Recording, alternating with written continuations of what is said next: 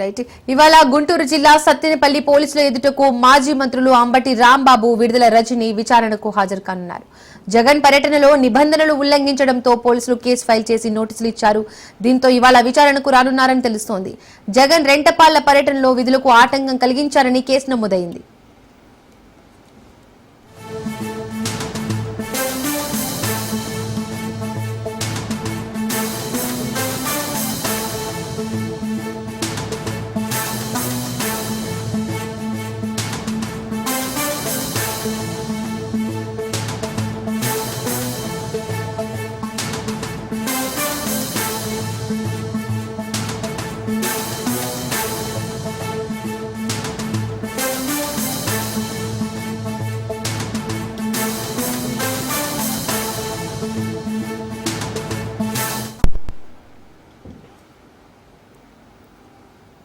ఇవాళ గుంటూరు జిల్లా సత్తెనపల్లి పోలీసుల ఎదుటకు మాజీ మంత్రులు అంబటి రాంబాబు, విడుదల రజని విచారణకు హాజరు కానున్నారు.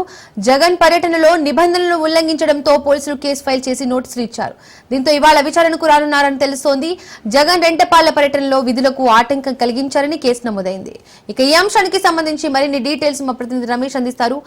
రమేష్, విడుదల రజని, అంబటి రాంబాబు ఇవాళ పోలీసుల ఎదుట విచారణకు రానున్నట్టు తెలుస్తోంది. ఎలాంటి ప్రశ్నలు ప్రశ్నించే అవకాశం ఉంది?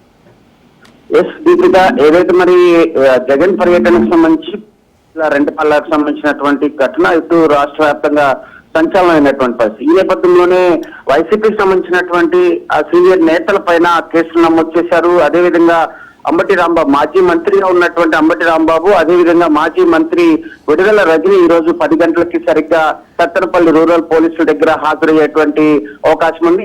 ఈ నేపథ్యంలోనే నిన్న వారి స్వయంగా వారి నివాసానికి వెళ్లి కూడా రూరల్ పోలీసులు కూడా నోటీసులు జారీ చేశారు. ఏదైతే మరి రెంటపాలకు సంబంధించినటువంటి అంటే ముందస్తుగా పల్నాడు జిల్లా ఎస్పీ ఏదైతే పల్నాడు పర్యటనకు సంబంధించి ముందస్తుగా కేవలం 3 కార్లు మాత్రమే అనుమతి ఇచ్చినటువంటి నేపథ్యంలో అక్కడ ఉన్నటువంటి సుధీర్ భార్గవరెడ్డి, అంటే వైసీపీకి సంబంధించినటువంటి ఇన్ఛార్జిగా సుధీర్ భార్గవరెడ్డి చాలా క్లియర్ కట్ గా పల్నాడు పోలీసులు ఇన్స్ట్రక్షన్స్ జారీ చేసినప్పటికీ కూడా వాటన్నిటిని కూడా ఉల్లంఘించారు. ఈ నేపథ్యంలోనే దాదాపు సీనియర్ నేతల పైన కేసులు నమోదు చేశారు. పల్నాడు జిల్లాకు సంబంధించినటువంటి 7 మాజీ ఎమ్మెల్యేల పైన కూడా కేసులు నమోదు చేశారు. అటు పేర్ని నాని, మాజీ మంత్రిగా ఉన్నటువంటి పేర్ని నాని కూడా ఇటీవల అక్కడ విచారణకైతే హాజరయ్యారు. అయితే ఎందుకంటే రాష్ట్ర వ్యాప్తంగా ఇది ఒక సంచలనమైంది. సాక్షాత్తు ముఖ్యమంత్రి, హోంమంత్రి కూడా స్పందించినటువంటి పరిస్థితి. 2 వ్యక్తులు చనిపోవడం, అదే విధంగా సింగయ్య మరి జగన్ కారు కింద పడినటువంటి నేపథ్యంలో వీటన్ని ఘటనల పైన కూడా పోలీసులు చాలా సీరియస్ గా తీసుకున్నారు.